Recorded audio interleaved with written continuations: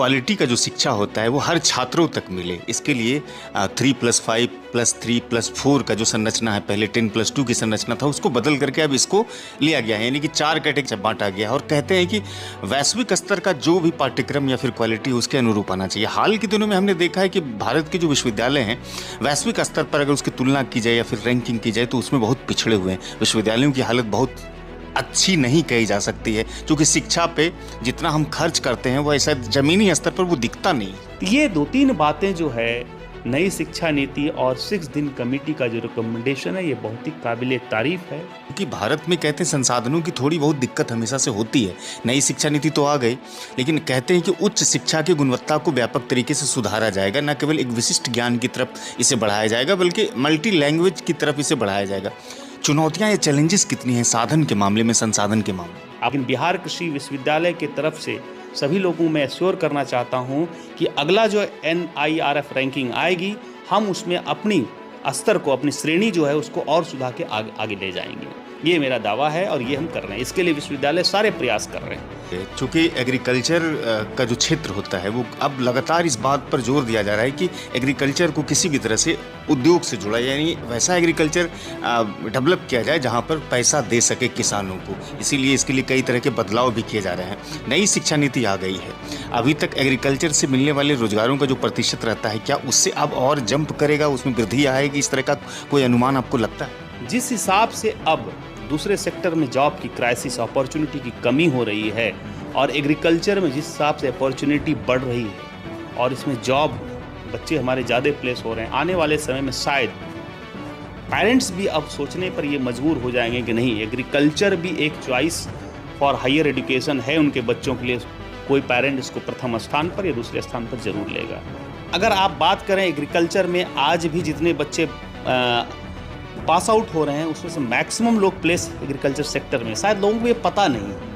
इसके अलावा तीसरा सेक्टर एग्रीकल्चर से बिल्कुल अछूता है, बिल्कुल वो जागरूक ही नहीं है, लेकिन सबसे कम खर्चा है इसकी पढ़ाई में और सबसे ज़्यादा प्लेसमेंट रेशियो है आज एग्रीकल्चर में। भारत में करीब 36 वर्षों के बाद नई शिक्षा नीति लागू हुई 2020 में, और इस शिक्षा नीति का उद्देश्य था कि सभी लोगों तक शिक्षा आसानी से पहुंचे, शिक्षा प्रणाली में व्यापक बदलाव हो, गुणवत्तापूर्ण शिक्षा लोगों तक पहुंचे और जो होते हैं ना बहुविषयक शिक्षा वहां तक भी पहुंचे। और इसी शिक्षा नीति में ये भी ध्यान रखा गया था कि कुछ लोगों को रोजगार भी जोड़ा जाए। चूँकि भारत की आबादी बहुत तेज़ी से बढ़ रही है, लोगों को शिक्षा तो मिलती है, लेकिन एक चिंता का विषय ये होता है कि रोजगार कैसे मिले। हमारे साथ बातचीत करने के लिए बिहार एग्रीकल्चर यूनिवर्सिटी के डीन एग्रीकल्चर अजय कुमार शाह साहब हैं, जो कि बहुत ही सधे हुए अंदाज में किसी भी विषय पर बातचीत रखते हैं। लगभग 36 वर्षों के बाद नई शिक्षा नीति लागू हुई। चूँकि आप ऐसे विश्वविद्यालय में हैं कार्यरत जहाँ पर कहते हैं कि नवाचार, अनुसंधान ये प्रमुख रूप से हमेशा से विषय रहता है और लोगों को रोजगार से भी जोड़ने का एक बहुत बड़ा केंद्र बिंदु बिहार एग्रीकल्चर यूनिवर्सिटी रहा है। नई शिक्षा नीति में बढ़ती हुई आबादी और तमाम चीज़ों को लेकर के आपकी क्या सोच और क्या रूपरेखा है कि क्या भारत की आबादी उसके हिसाब से रोजगार ये मुहैया करवा पाने में सफल हो पाएगी नीति? सबसे पहले सभी को मेरा नमस्कार। मैं एक बात सभी को बता दूं कि बिहार राज्य का यह इकलौता कृषि विश्वविद्यालय है जो सबौर में स्थित है। और जैसा कि आपने बताया कि नई शिक्षा नीति का पदार्पण और उसका इम्प्लीमेंटेशन 2020 से हो रहा है, और इस नई शिक्षा नीति में जो 2-3 मुख्य बातें भारत के उच्च शिक्षा संस्थानों में, चाहे वो एग्रीकल्चर सेक्टर के हो, इंजीनियरिंग सेक्टर के हो, मेडिकल हो और अन्य किसी विषयों पर हो, 2-3 बातें मुख्य रूप से जो उसमें ज़्यादा एम्फेसिस दिया गया है, जो उनको ज़्यादा उभार किया गया है, उसमें है कि रोज़गार परक शिक्षा हो। स्टूडेंट डिग्री प्राप्त करने के बाद जॉब सीकर के बदले वो जॉब प्रोवाइडर बने। उनके अंदर इनोवेशन, नवोन्मेषी की जो भावना है, उनके प्रति जो सोच है वो कैसे प्रेरित हो। साथ ही साथ समाज, राष्ट्र, राज्य, गांव, किसान के प्रति उनको कैसे ज़्यादा से ज़्यादा संवेदनशील बनाया जाए। ये मुख्य ऐसे बिंदु हैं जिसको राष्ट्रीय शिक्षा नीति में मुख्य रूप से हाईलाइट किया गया है। और इस राष्ट्रीय शिक्षा नीति का इम्प्लीमेंटेशन के लिए जो एग्रीकल्चर एजुकेशन का नोडल एजेंसी है, Indian council of agriculture research new Delhi, उसका एक रिकमेंडेशन 2024 के अक्टूबर में आया, जिसको कहते हैं 6 दिन कमेटी रिकमेंडेशन। उसमें भी साफ साफ यह पूरी तरफ से मेंशन किया गया है कि कृषि शिक्षा संस्थानों में जो नई राष्ट्रीय शिक्षा नीति के अंतर्गत प्रावधान जो किया गया है उसके अनुसार हम अपने विद्यार्थियों को शिक्षा दें। उसमें 3-4 बातें जो नया समावेश हुआ है, एक तो आपका विषय पर तो पढ़ाई करनी है, शिक्षा देनी ही देनी है। इसके साथ 3 चीज़ें मुख्य स्तंभ से, एक तो एबिलिटी इन्हांसमेंट कोर्सेज को इंट्रोडक्शन किया है कि स्टूडेंट की दक्षता को, उनकी एबिलिटी को कैसे इन्हांस किया जाए।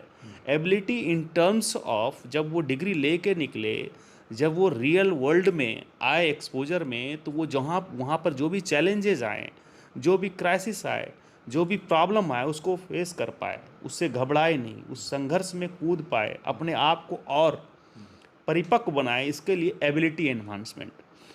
दूसरा है स्किल एनहांसमेंट, रोजगार परक स्किल, रोजगार देने की स्किल, कृषि के क्षेत्र में नया व्यवसाय शुरू करने का स्किल, नए स्टार्टअप शुरू करने का स्किल। ये स्किल एनहांसमेंट कोर्स के रूप में इसको रिकमेंड किया गया है। तीसरा बात उसमें जो बहुत मुख्य रूप से है, वैसे पहले से भी चला आ रहा है, स्टूडेंट रेडी, कि अपने विद्यार्थियों को वास्तविक ग्रामीण व्यवस्था, ग्रामीण समस्याएं जो हैं ग्रामीण क्षेत्र में, कृषि में, उसके प्रति ज़्यादा जागरूक, ज़्यादा संवेदनशील बनाते हुए उन पर उनका क्या विचार है समाधान के लिए, उसके लिए उसको कैसे तैयार किया जाए, इसके लिए स्टूडेंट रेडी प्रोग्राम से 8th सेमेस्टर में दिया गया।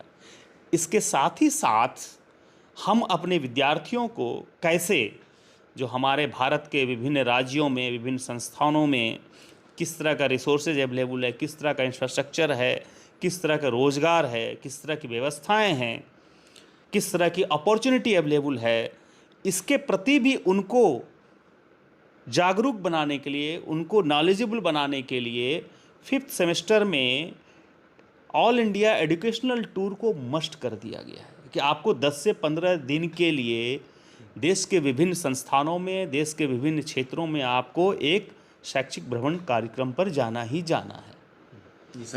सारी चीज़ें प्रावधान है 6 दिन कमेटी में, ये आपको बिल्कुल करना है। इसके अलावा एक महत्वपूर्ण प्रावधान जो आया इस 6 दिन कमेटी के रिकमेंडेशन में, जब बच्चा यूनिवर्सिटी में एडमिशन लेगा तो 2 सप्ताह का एक दीक्षारंभ कार्यक्रम उनके लिए आयोजित करना आवश्यक है।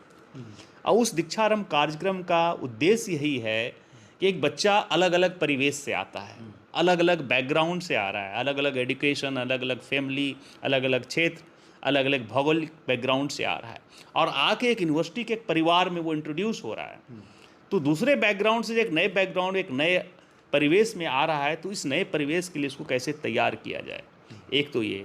दूसरा उद्देश्य है कि जिस सेक्टर में से एग्रीकल्चर सेक्टर में पढ़ाई करने के लिए आए, और जब हम बात करते हैं कि जॉब प्रोवाइडर उनको बनाएं, तो उनको दीक्षारंभ में ये भी बताएं क्या कैरियर अपॉर्चुनिटी हो सकती है उनके डिग्री कंप्लीशन के बाद, कौन कौन से सर्विस प्रोवाइडर आपके इस सेक्टर में उपलब्ध है, ये सभी दीक्षारंभ में बताया जाता है कि आप अपने आप को कैसे ग्रूम करने जा रहे हो अगले 4 सालों में, क्या क्या अपॉर्चुनिटी अवेलेबल है, ताकि अभी से अपना माइंड मेकअप कर लो। उसमें विश्वविद्यालय क्या क्या आपको मदद कर सकता है। उसी दरमियान हम देश के या राज्य के बहुत एमिनेंट जो प्रोफेशनल है कॉरपोरेट के, इंडस्ट्रीज़ के, उनको भी बुलाते हैं, उनके साथ उनका आमना सामना कराते हैं, वहीं पर इंट्रोडक्शन होता है, वहीं पर इंट्रैक्शन। इसके अलावा जो हमारा कल्चर है, हमारा इतिहास है, हमारी ग्रामीण व्यवस्था जो है, हमारी आर्थिक व्यवस्था जो है, ये सब के बारे में उनको एक समग्र रूप से जागरूक और उनको सूचना दी जाती है, ताकि वो बच्चा अपना एक यूनिफॉर्म माइंडसेट में आ जाए, जो अलग अलग बैकग्राउंड के आए, और फिर इस माइंडसेट के साथ वो अगले 4 साल हमारे यूनिवर्सिटी में बिताएं और अपने आप को एक संपूर्ण व्यक्तित्व के रूप में उभारते हुए वास्तविक दुनिया में कदम रखें। तो ये 2-3 बातें जो है नई शिक्षा नीति और 6 दिन कमेटी का जो रिकमेंडेशन है, ये बहुत ही काबिल तारीफ़ है। और मैं आपको बताना चाहूँगा कि हमारा विश्वविद्यालय इसमें अपफ्रंट स्टेप लेते हुए 6 दिन कमेटी की रिकमेंडेशन को हमने 24-25 में जो हमारा पहला बैच एडमिशन लिया, उसी में अक्षरशः उसको पालन कर दिया, वो अक्षरशः उसको इम्प्लीमेंट कर दिया। ये मैं अपने आप को खुशनसीब समझता हूँ डीन होने के नाते कि I am quite successful in introducing all those recommendation in our university. क्योंकि भारत में कहते हैं संसाधनों की थोड़ी बहुत दिक्कत हमेशा से होती है। नई शिक्षा नीति तो आ गई, लेकिन कहते हैं कि उच्च शिक्षा की गुणवत्ता को व्यापक तरीके से सुधारा जाएगा, न केवल एक विशिष्ट ज्ञान की तरफ इसे बढ़ाया जाएगा बल्कि मल्टी लैंग्वेज की तरफ इसे बढ़ाया जाएगा। चुनौतियाँ या चैलेंजेस कितनी हैं साधन के मामले में, संसाधन के मामले में? आपने बिल्कुल सत्य कहा कि जो नई शिक्षा नीति में खाली विषय विशेषज्ञ, खाली एक पर्टिकुलर विषय में ज्ञान देना तक सीमित नहीं रखा गया है। हम अपने विद्यार्थियों को एक मल्टी डायमेंशनल डेवलपमेंट कैसे करें। अगर वो कृषि का छात्र है तो क्या रुचि उसकी अन्य विधाओं में है, बिल्कुल, जैसे फाइन आर्ट्स में है, विजुअल आर्ट्स में है, म्यूज़िक में है, इंडियन कल्चर में है। अगर वो है तो उनको पहचानते हुए हम क्या उनको मदद कर सकते हैं, उस तरह के उनके जो हॉबीज़ हैं, उनके अलग टैलेंट उसको उभारने में, ये भी प्रावधान है। तो ये चुनौतियां बहुत है। जैसा कि आपने कहा कि हमारे देश में इतने संसाधन नहीं हैं कि सब चीज़ को हम भरपूर प्रयोग करते जो चाहे हम कर लें, लेकिन सीमित संसाधन जब होता है वो आपको एक अवसर भी प्रदान करता है। ये अवसर प्रदान करता है अपने आप की जो है प्रबंधन क्षमता को विकसित करने के लिए। यह अवसर प्रदान करता है आपके दक्षता को विकास के लिए। अधिक रिसोर्सेस को इस्तेमाल करके सब आगे बढ़ सकता है, उसमें आपकी पर्सनल एबिलिटी क्या हो, लेकिन संसाधनों का क्राइसिस, कमी में भी अपने आप को निखार लें, यही हमारी दक्षता, यही हमारी प्रबंधन क्षमता है। और यह राष्ट्रीय शिक्षा नीति और 6 दिन कमेटी इस बात पर पुरजोर गुजारिश किया है, पुरजोर इसको हाईलाइट किया है। और शायद यही वजह है कि जो राष्ट्रीय शिक्षा नीति जो नई 2020 को इसको कहा जाता है कि आने वाले समय में ये पूरे कंट्री के लिए एक गेम चेंजर साबित हो सकता है। अच्छा, एक चीज़ें जो इसमें बेहद महत्वपूर्ण है, कहते हैं कि क्वालिटी का जो शिक्षा होता है वो हर छात्रों तक मिले। इसके लिए 3+5+3+4 का जो संरचना है, पहले 10+2 की संरचना था, उसको बदल करके अब इसको लिया गया है, यानी कि 4 कैटेगरी में इसे बांटा गया है। और कहते हैं कि वैश्विक स्तर का जो भी पाठ्यक्रम या फिर क्वालिटी उसके अनुरूप आना चाहिए। हाल के दिनों में हमने देखा है कि भारत के जो विश्वविद्यालय हैं वैश्विक स्तर पर अगर उसकी तुलना की जाए या फिर रैंकिंग की जाए तो उसमें बहुत पिछड़े हुए हैं। विश्वविद्यालयों की हालत बहुत अच्छी नहीं कही जा सकती है, क्योंकि शिक्षा पे जितना हम खर्च करते हैं वो ऐसा ज़मीनी स्तर पर वो दिखता नहीं। मैं आपको बता दूं, पूरे जीडीपी का अगर ले लें कितना प्रतिशत शिक्षा पर खर्च कर रहा है, तो मेरे हिसाब से, मेरे विचार में वो अभी भी बहुत कम है। आप नंबर ऑफ़ यूनिवर्सिटी बहुत हैं, लेकिन उस यूनिवर्सिटियों में संसाधन की कमी आज भी बहुत है। फैकल्टीज़ कितने हैं, आपने डिपार्टमेंट खोल दिया, अलग यूनिवर्सिटी दी है, उनके पास टीचर नहीं है, लैब नहीं है, क्लासरूम्स नहीं हैं, लेकिन जितना चाहिए उतना नहीं है। और यह मैं सभी जनता को बता देना चाहूँ कि शिक्षा के क्षेत्र में जितना आर्थिक संसाधन की ज़रूरत है उतना एलोकेशन नहीं है। शायद ये भी एक कारण है हम के विश्व के अलग अलग विश्वविद्यालयों के साथ रैंकिंग में हम पिछड़ जाते हैं, ये भी एक कारण हो सकता है। लेकिन इस कारण को रोना रो के हम पीछे नहीं रह सकते। हम पूरी अपना जितना ताकत है, जितनी क्षमता है, हमारे जितनी सीमित संसाधन उपलब्ध करा रही सरकार, उसी में हम एक्सेल करने की कोशिश कर रहे हैं। शायद यही वजह है कि पिछले साल जब NIRF रैंकिंग अनाउंस हुआ इंडिया में, तो पहली बार ये बिहार कृषि विश्वविद्यालय उसमें शामिल हुआ और एक अच्छे रैंक के साथ शामिल हुआ है। और मेरी कोशिश ये है कि मैं और अन्य विश्वविद्यालयों की बात नहीं कर सकता हूँ, लेकिन बिहार कृषि विश्वविद्यालय की तरफ से सभी लोगों को मैं एश्योर करना चाहता हूँ कि अगला जो NIRF रैंकिंग आएगी, हम उसमें अपनी स्तर को, अपनी श्रेणी जो है उसको और सुधार के आगे ले जाएंगे। ये मेरा दावा है और ये हम कर रहे हैं। इसके लिए विश्वविद्यालय सारे प्रयास कर रहे हैं। रैंकिंग सुधारने के लिए आपको अपने विश्वविद्यालयों के जो एक ग्रुप है उसमें अपने अच्छा स्थान प्राप्त करने के लिए क्या है, आपके पास टीचर स्टूडेंट रेशियो क्या है, इंफ्रास्ट्रक्चर फैसिलिटी क्या है, स्किल डेवलपमेंट के लिए क्या कर रहे हैं, इंडस्ट्री अलाइनमेंट के लिए क्या कर रहे हैं, कितने लोग प्रोफेशनल, कितने इंडस्ट्रियलिस्ट, कितने कॉरपोरेट आपके यहाँ विजिट कर रहे हैं, आपके बच्चे कितने लोग जा रहे हैं, टोटल पास आउट से कितने लोग प्लेस हो रहे हैं, यही आपकी यूनिवर्सिटी को ऊपर ले जाता है। और इस सारे बिंदुओं पर हम बहुत एग्रेसिवली काम कर रहे हैं, चाहे वो रोज़गार की बात हो, चाहे इंक्यूबेशन की बात हो, चाहे एग्री स्टार्टअप की बात हो, या फील्ड पे काम करने की बात हो, या हम डिफरेंट कॉरपोरेट से CEOs को बुला के अपने स्टूडेंट के साथ इंटरेक्शन कराने की बात हो, या समय समय पर प्लेसमेंट सेल के माध्यम से डिफरेंट प्राइवेट यूनिट का प्लेसमेंट ड्राइव यहाँ ऑर्गेनाइज करने की बात हो, ये सारे चीज़ें हम कर रहे हैं। अच्छा, एक आखिर में प्रश्न करेंगे, चूँकि एग्रीकल्चर का जो क्षेत्र होता है वो अब लगातार इस बात पर जोर दिया जा रहा है कि एग्रीकल्चर को किसी भी तरह से उद्योग से जुड़ा, यानी वैसा एग्रीकल्चर डेवलप किया जाए जहाँ पर पैसा दे सके किसानों को। इसीलिए इसके लिए कई तरह के बदलाव भी किए जा रहे हैं। नई शिक्षा नीति आ गई है, अभी तक एग्रीकल्चर से मिलने वाले रोजगारों का जो प्रतिशत रहता है, क्या उससे अब और जंप करेगा, उसमें वृद्धि आएगी, इस तरह का कोई अनुमान आपको लगता है? बिल्कुल, आज भी देखिए, अगर आप इनपुट आउटपुट देखें तो सबसे ज़्यादा आपको एग्रीकल्चर में जितना रुपया का इन्वेस्टमेंट है, अगर 1 रुपया एग्रीकल्चर एजुकेशन में अगर खर्च करते हैं तो 13 से 14 रुपया का रिटर्न है, किसी और दूसरे सेक्टर में नहीं है। लेकिन ये बात तो अपनी मैं उपलब्धता और अपना अचीवमेंट नहीं बता रहा हूँ, ये रिपोर्टेड है, so many documents tells that. लेकिन इसके बावजूद जैसे आपने बोला कि रोज़गार का बात, कितने लोग हैं, कितने लोग जा रहे हैं। अगर आप बात करें एग्रीकल्चर में, आज भी जितने बच्चे पास आउट हो रहे हैं उसमें से मैक्सिमम लोग प्लेस एग्रीकल्चर सेक्टर में। शायद लोगों को ये पता नहीं है, लोगों के मन में 2-3 बातें हैं, मेडिकल, इंजीनियरिंग, इसके अलावा तीसरा सेक्टर एग्रीकल्चर से बिल्कुल अछूता है, बिल्कुल वो जागरूक ही नहीं है। लेकिन सबसे कम खर्चा है इसकी पढ़ाई में और सबसे ज़्यादा प्लेसमेंट रेशियो है आज एग्रीकल्चर में। हमारे यहाँ का 94% स्टूडेंट जो पास आउट है वो प्लेस है, चाहे वो प्राइवेट में हो या किसी कमर्शियल कंपनी में हो या गवर्नमेंट जॉब में हो या फिर हायर एजुकेशन में हो।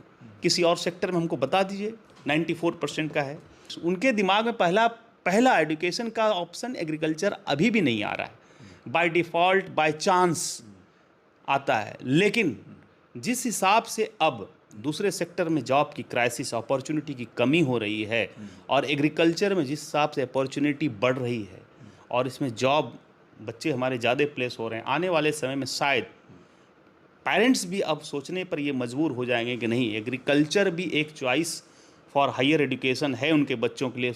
कोई पेरेंट इसको प्रथम स्थान पर या दूसरे स्थान पर जरूर लेगा। बहुत बहुत शुक्रिया सर, आपने समय दिया सिटी टाइम्स को, हमारे दर्शकों को बहुत बहुत शुक्रिया इसके लिए। नमस्कार, सबको नमस्कार, धन्यवाद। Dean agriculture, Bihar agriculture university Ajay Kumar Shah को आपने सुना, जो नई शिक्षा नीति और कृषि में कैसे बदलाव होगा, किस तरह से रोज़गार लोगों को मिलेगा, इन तमाम बिंदुओं पर बहुत ही बेबाकी से आप लोगों तक अपने संवाद को रखा है। लोगों तक पहुंचाइएगा ताकि अधिक से अधिक लोगों को लाभ मिले। इस वीडियो को फेसबुक पर अगर देखिएगा तो पेज को पहले फॉलो कीजिएगा, लाइक कीजिएगा। उसके बाद अगर यूट्यूब पर देखते हैं तो पेज आपने सब्सक्राइब नहीं किया है सिटी टाइम्स को, तो वहाँ सब्सक्राइब कीजिएगा। मुझे सुनने के लिए बहुत बहुत शुक्रिया। कैमरे के पीछे समीम मेहनत कर रहे थे।